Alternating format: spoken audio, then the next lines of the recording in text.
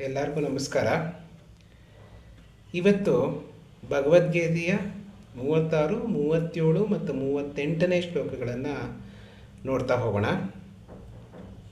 ಹಿಂದೆ ನಾ ಹೇಳಿದ್ದೆ, ಅರ್ಜುನ ತನ್ನ ವಿಷಾದವನ್ನು ವ್ಯಕ್ತಪಡಿಸ್ತಾ ಇದ್ದಾನೆ. ಇದೇ ಅರ್ಜುನ ವಿಷಾದ ಯೋಗನೇ ಇದು.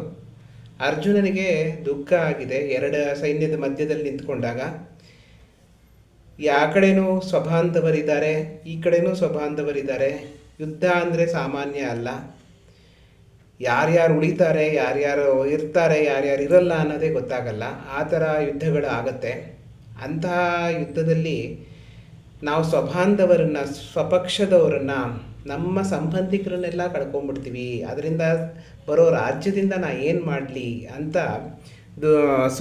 ಅರ್ಜುನ ಒಂದು ವ್ಯಾಕುಲವನ್ನು ಶ್ರೀಕೃಷ್ಣನ ಹತ್ರ ವ್ಯಕ್ತಪಡಿಸ್ತಾನೆ. ಅದನ್ನೇ ಮುಂದುವರಿಸ್ತಾ 36ನೇ ಶ್ಲೋಕದಲ್ಲಿ ನಿಹತ್ಯ ಧಾತೃರಾಷ್ಟ್ರಾನ್ನಃ ಕಾಪ್ರೀತಿಸ್ಯ ಜನಾರ್ದನ ಪಾಪಮೇವಾಶ್ರಯೇದಸ್ಮಾನ್ ಹತ್ವೈತಾ ನತತಾಯಿನಃ ಅಂತ ಹೇಳ್ತಾನೆ. ಹತ್ವೈತಾ ನತತಾಯಿನಃ ಅಂದರೆ ಯಾಕೆ ಇಂಥವ್ರನ್ನ ಸಾಯಿಸೋದು, ಇಂತಹ ಪಾಪಿಗಳನ್ನು ನಾವು ಯಾಕೆ ಸಾಯಿಸೋದು? ಅವರು ನಮ್ಮ ಸ್ವಬಾಂಧವರು. ಅವರನ್ನು ಸಾಯಿಸೋದ್ರಿಂದ ನಮಗೆ ಪಾಪಗಳು ಅಂಟುಕೊಳ್ಳುತ್ತೆ. ಆದ್ದರಿಂದ ಅವ್ರನ್ನ ಸಾಯಿಸೋದೇ ಬೇಡ ಅಂತ ಈ ಶ್ಲೋಕದಲ್ಲಿ ಹೇಳ್ತಾನೆ. ಅವರನ್ನು ಕೊಂದು ನಾವೇನು ಸುಖ ಅನುಭವಿಸ್ತೀವಿ ಅಂತ ಹೇಳ್ತಾನೆ. ಮುಂದೆ 37ನೇ ಶ್ಲೋಕದಲ್ಲಿ ಹೇಳ್ತಾನೆ, ತಸ್ಮಾನ್ನಾರ್ಹ ವಯಂ ಹಂತು ರಾತೃರಾಷ್ಟ್ರಾನ್ ಸ್ವಬಾಂಧವಾನ್ ಸ್ವಜನಂ ಹಿ ಕಥಂ ಹತ್ವ ಸುಖಿನಃ ಶ್ಯಾಮ ಮಾಧವ ಅಂತ ಹೇಳ್ತಾನೆ. ನಮ್ಮವರನ್ನೇ ಕೊಂದಿರೋದ್ರಿಂದ ಮಾಧವ, ಮಧುಸೂದನ ಅಂತ ಹೇಳ್ತಾನೆ ಶ್ರೀಕೃಷ್ಣನನ್ನು ಸಂಬೋಧಿಸ್ತಾ. ನಮ್ಮ ಬಾಂಧವರನ್ನು, ಧೃತರಾಷ್ಟ್ರನ ಮಕ್ಕಳನ್ನು ಕೊಲ್ಲೋದು, ಅವರನ್ನು ಸಾಯಿಸೋದು ಕೂಡ ನಮಗೆ ಪಾಪ ಬರುತ್ತೆ. ಅಂತಹ ಪಾಪಿಗಳವರು. ಅವರು ಸ್ವಬಾಂಧವರು, ನಮ್ಮ ಒಂದು ಕುಟುಂಬದವರು. ಅವ್ರನ್ನ ಯಾಕೆ ಸಾಯಿಸಬೇಕು? ಅದರಿಂದ ನಮಗೇನು ಸುಖ ಸಿಗತ್ತೆ, ಅಂಥ ಸುಖದಿಂದ ನಮಗೇನು ಪ್ರಯೋಜನ ಅಂತ ಈ ಶ್ಲೋಕದಲ್ಲಿ ಹೇಳ್ತಾರೆ. ಮುಂದೆ 38ನೇ ಶ್ಲೋಕದಲ್ಲಿ ಹೇಳ್ತಾನೆ, ಯುದ್ಧಪೇತೇನ ಪಶ್ಯಂತಿ ಲೋಭೋಪಹತ ಚೇತಸಃ ಕುಲಕ್ಷಯ ಕೃತಂ ದೋಷಂ ಮಿತ್ರದ್ರೋಹೇ ಚ ಪಾತಕಂ. ಇಲ್ಲಿ ನಮ್ಮ ಮಿತ್ರರಿದ್ದಾರೆ, ಅವರ ದ್ರೋಹ ಮಾಡೋ ಒಂದು ಪಾತಕ ಬರುತ್ತೆ. ಒಂದು ಸುಭಾಷಿತ ಹೇಳ್ತಾರೆ, ಮಿತ್ರದ್ರೋಹಿ ಕೃತಜ್ಞಶ್ಚ ಏವ ವಿಶ್ವಾಸಘಾತಕ ಅಂತ. ಸನರಂ ನರಕಂ ಯಾಂತಿ ಯಾವಚ್ಚಂದ್ರ ದಿವಾಕರ ಅಂತ ಒಂದು ಸುಭಾಷಿತ ಹೇಳ್ತಾರೆ. ಇದು ಇಲ್ಲಿ ಶ್ಲೋಕ ಅಲ್ಲ.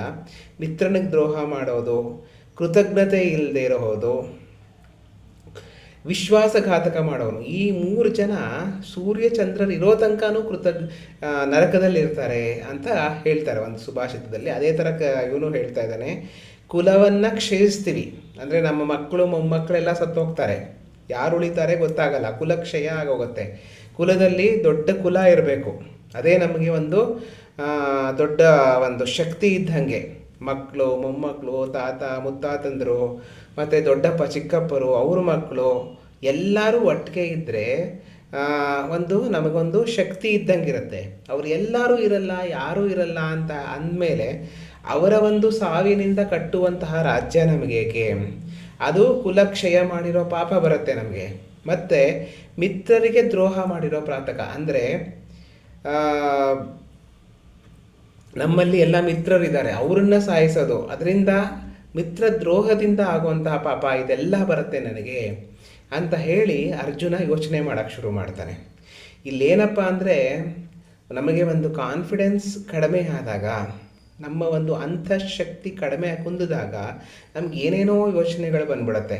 ನಮಗಿರೋ ಬರೋ ಧರ್ಮ ಎಲ್ಲ ನಮ್ಮ ಒಂದು ಮನಸ್ಸಿನಲ್ಲಿ ಉಂಟಾಗಕ್ಕೆ ಶುರು ಮಾಡುತ್ತೆ. ತಪ್ಪ ಸರಿನಾ ಅಂತ ಒಂದು ಸೋಲಿನ ಭೀತಿ, ನಮ್ಮವ್ರನ್ನ ಕಳ್ಕೊಳ್ಳುವಂತಹ ಭೀತಿ, ಈ ಒಂದು ಹೆದರಿಕೆಯಲ್ಲಿ ನಮಗೆ ಏನೇನೋ ಧರ್ಮ ಅಲ್ಲದೆ ಇರೋದೆಲ್ಲ ನಮಗೆ ಕಾಣಕ್ಕೆ ಶುರು ಆಗ್ಬಿಡುತ್ತೆ. ಅದೇ ಒಂದು ಸ್ಥಿತಿ ಅರ್ಜುನನು ತಲುಪ್ತಾ ಇದ್ದಾನೆ. ಈ 3 ಶ್ಲೋಕದಲ್ಲಿ ಅವನ ಈ ಒಂದು ಸ್ಥಿತಿಯನ್ನು ಹೇಳ್ತಾ ಇದ್ದಾನೆ. ಅವನು ಏನೇನೋ ಒಂದು ಊಹಿಸ್ಕೊಂಡು ಹಂಗಾಗ್ಬಿಡತ್ತೆ, ಹೀಗಾಗ್ಬಿಡತ್ತೆ, ಬಾಂಧವರು ಸತ್ತೋಗ್ತಾರೆ, ಅದರಿಂದ ನನಗೆ ಪಾಪ ಬರುತ್ತೆ, ಮಿತ್ರ ದ್ರೋಹ ಮಾಡಿರೋ ಪಾಪ ಬರುತ್ತೆ, ಏನೇನೋ ಯೋಚನೆ ಮಾಡೋಕ್ಕೆ ಶುರು ಮಾಡ್ತಾ ಇದ್ದಾನೆ ಅರ್ಜುನ. ಹಾಗಾಗಿ ಇದು ಅರ್ಜುನನಿಗೆ ಒಂದು ವಿಷಾದ, ಅವರನ್ನೇ ಸಾಯಿಸ್ತಾ ಇರುವಂತಹ, ಅವರನ್ನೇ ಸ್ವಬಾಂಧವರನ್ನೇ ನಾವು ಯುದ್ಧದಲ್ಲಿ ಕಳ್ಕೊಳ್ಳೋ ಅನ್ನುವಂತಹ ಭೀತಿಯಿಂದ ಅರ್ಜುನ ಈ ಮಾತುಗಳನ್ನು ಆಡ್ತಾ ಹೋಗ್ತಾನೆ. ಮುಂದೆ ಏನು ಅದೇ ಥರ ವ್ಯಕ್ತಪಡಿಸ್ತಾ ಹೋಗ್ತಾನೆ ಅನ್ನೋದನ್ನು ಮುಂದಿನ ಶ್ಲೋಕದಲ್ಲಿ ನಾಳೆ ನೋಡೋಣ. ಎಲ್ಲರಿಗೂ ನಮಸ್ಕಾರ.